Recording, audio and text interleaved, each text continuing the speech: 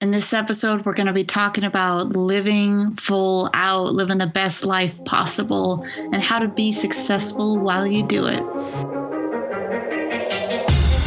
Welcome to Thriving Launch with Louise Congdon and Kamala Chambers, the show for heart-centered entrepreneurs who want it all. 5 days a week, we bring you different segments to inspire you to live a life of freedom.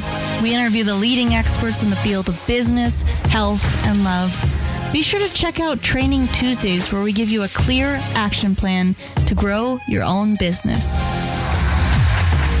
How would you like to be able to interview world-class experts? Sit down and have chats with people like Jack Canfield, Marianne Williamson, Robert Kiyosaki, Tim Ferriss, you name it. Would you love to interview other people that you really admire and consider to be your heroes? Well, we've created a course for you that teaches you how to podcast, how to set it all up, and how to get going so that you can really have a successful show and you can do it properly. Over at thrivinglaunch.com, we have a podcasting course, and it's there for you, waiting for you to snatch it up. So head on over to thrivinglaunch.com and let me teach you how to podcast the right way. Today's guest is Preston Smiles. I first saw him on YouTube where he had hundreds and thousands of hits on one of his videos. It seemed like he was doing freestyle, kind of spoken word. Then I followed down the rabbit hole and landed on his website, saw that he does a lot to help people find their voice, find success, and become a bigger version of themselves. His work has impacted thousands and thousands of people around the world, and we're excited to bring him onto Thriving Launch today. All right, we're here with Preston Smiles. Preston, are you ready to launch? Yes, sir. Let's do it. Love that. Love the energy. You have so much energy. You're such a vibrant person. You have a really awesome YouTube station. People are very drawn to you on Facebook. You have an incredible message. And I know you just got done speaking at Thrive with some of our previous guests, like Jack Canfield. You shared the stage with some of these guests. And I'm curious, how is that for you? Where's all this vibrant energy and awesomeness come from? Yeah. Well, part of it, it's who I be. I was like this as a kid. I used the energy differently. There was a point in my life when I was in a gang and I was, fighting and getting kicked out of schools and drinking and smoking. And I was living a different life, but it was the same energy, just pushed in a different way. And, sometimes when I'm feeling very extreme and I'm speaking to my coaching clients, I remind them that the same energy that Hitler used is the same energy that Gandhi used. There's only one power, and how we tap into that and express it determines on, what comes after that. But I've always been quite the leader. The question is where was I leading people to? And now I have such a deep reverence and understanding that love is all there is, was, and ever will be. And so that's so heavy on my heart, and it burns in my soul that it gives me energy. Like I literally am tapping into something outside of me that's bigger than me. And it gives me fuel. I think that's such a beautiful way to put it, because sometimes I look back on some of my past of I was a hellion for a while. I was drinking a lot. I was like stealing, and I was doing some bad stuff. And I did it, I did it full on, right? Just like I do life full on. So I love that instead of looking back with the shame, it's like, no, it's just where we're directing our energy in life. Absolutely. That's beautiful. Yeah, we've all had some times. I'm so grateful, though. I'm so grateful for some of the crazy stuff that I did and the ways in which I was operating, because without that, I would just be guessing. Without that, I would say that I couldn't serve people the way that I do, because I've been such a brainwashed, angry American and sad and been to the depths of my soul. And so it makes it easier for me when I'm speaking to people, because I know what they're experiencing and I know that it's not the truth of their being. And so I'm super grateful for the crazy Preston that was operating in my teens. What would you say to people about accessing that, being able to direct that energy into the direction that is going to be the best for the individual? Yeah, everything's a practice. I mean, whatever we practice more of, we get more of. And so practicing tapping into what makes your heart smile, practicing scheduling play and time to tap back into that innocence, that part of all of us that has never been hurt, harmed, or endangered, that to me is an access point. It opens up the space for one to create and use the energy that's already there. You know, I find that a lot of people are lethargic and tired and they have anxiety and they're overwhelmed because they're not actually on a daily basis experiencing their joy, that their play, their innocence and the essence of who they be outside of being these focused, and I'm doing quotes here, responsible adults.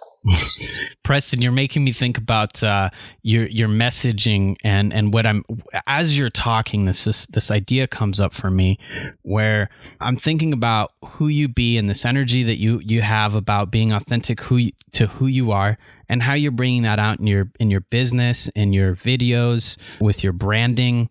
How do you bring that authentic energy into what you're doing with your business? There's a few ways, man. I'll say this. For me, I'm always, or have been, especially as of the last 3 years, because, nobody's getting this thing right. Nobody's getting an A++.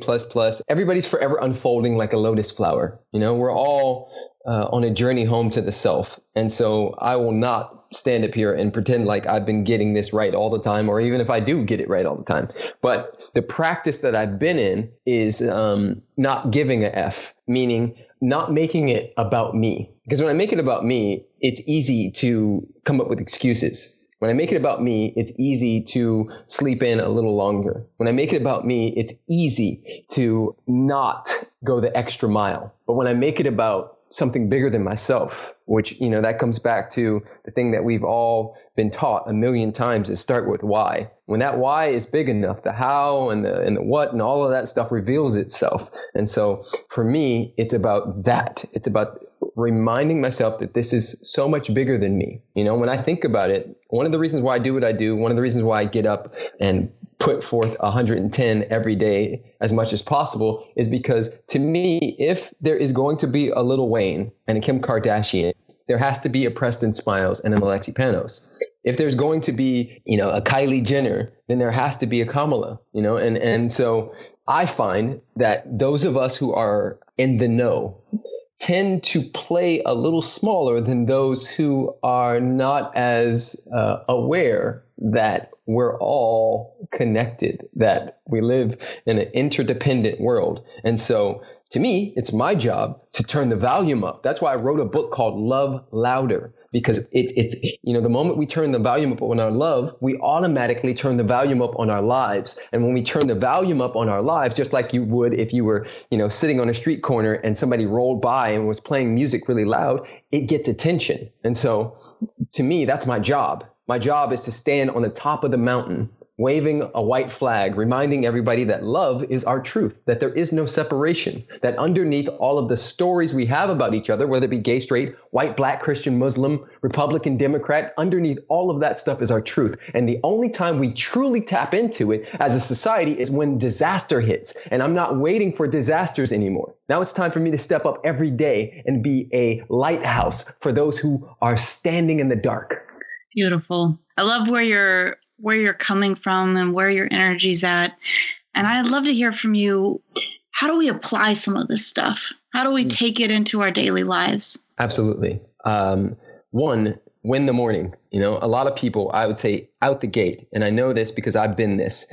We live in a, high-tech, low-touch society right now. And a lot of times what most entrepreneurs especially do is the moment they're cognizant that they are alive, they reach over to that phone. And in reaching over to that phone, even if you just check one email or one text message, you now are in the day. And when you're in the day, then you're, essentially trying to put out fires. And, there's that email I have to respond to. And so we get going too fast. And so I remind people to slow down to the speed of wisdom. Do not reach for that phone. In the morning, find a routine, find a practice that feels good for you. For me, it's drinking a bunch of water, throughout the entire day, because most people on our planet are dehydrated, right? So a bunch of water straight in the morning, stretching, I go through a stream of consciousness gratitude where I just say thank you for everything. I don't care what it is. I'll be like, thank you for my fingernails, for my kinky hair, for my mother, for my dog when I was 7, just anything that comes out. It doesn't matter what comes out. I just go into the gratitude. And then some people journal. I don't journal as much. What I do is I read, and then I just sit in silence and meditate and take in the day and the stillness of the morning. And then I reach for my phone, and then I go into social media, and then the day gets started. So that's one practical tip out the gate that will shift and change everything. You know, a lot of our guests, it's really been really cool to notice this. After we interviewed Hal Elrod, one of the things that he talks about is like his miracle morning ritual. Maybe you've heard of it, Preston. Yeah, he's a friend of mine. Yeah, he's a great guy, fantastic guy. So if you guys are listening, make sure to listen to that interview with Hal Elrod, because in there he talks about having a miracle morning, some kind of routine that could totally change your life, and it's just in the morning. And the first one that he starts with is silence. That could be meditation, prayer, but a time of silence, and within that, a little time for gratitude. And I've been hearing that repeatedly. Why do you think so many people advocate that for the morning? And why do you think that that is so impactful first thing in the day? Yeah, I just back to it. This conversation of, you know, the world is moving so fast now. I remember a time when you type something in on the internet, you know, and I was a kid when there was no internet, but you type something in on the internet and it take like maybe 2 minutes for that thing to pull up. Now, if it doesn't pull up in 1 second, I'm like, what's wrong with the internet? Something's got to be wrong with it. You know, it's like everything is so fast these days. And so making sure that you take time in the mornings to envision and declare and open yourself up. You see, one of the practices, and this has really changed my life, is this understanding that it's not my job to make it happen, that it's my job to welcome it. To become the space for creativity, to become the space for love, to become the space for harmony, to become the space for whatever needs to come through. You know, we spend so much time trying to become something, but the work is about revealing, you know? Steve Jobs was not trying to become something. He was revealing what was already there. Gandhi was not trying to become something. He was revealing what was already there. We can go down the list. And so instead of chasing these people or these results in our life, results and circumstances, it's about coming back to a reminder and remembering that it's just get to become the space. You know, we don't have to know. We just have to know the knower. And there's some things that are way past logic. A lot of us spend a lot of time in that analytical brain, and we think that science has the answers to everything, and science is constantly disproving itself. Science doesn't know what's in the ocean, let alone, you know, like how to manifest something. And so opening ourselves up to that is such a powerful practice.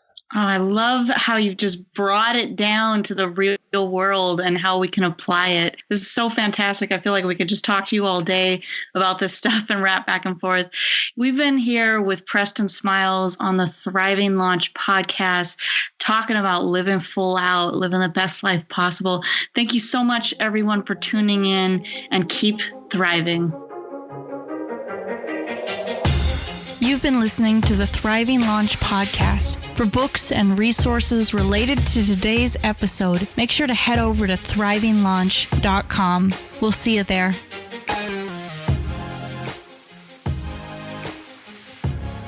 In the next episode, you and I are going to sit down and talk about how to create passive income. This is going to be part 3. Looking forward to diving in with you. If you've enjoyed today's episode, be sure to subscribe and leave us an amazing rating.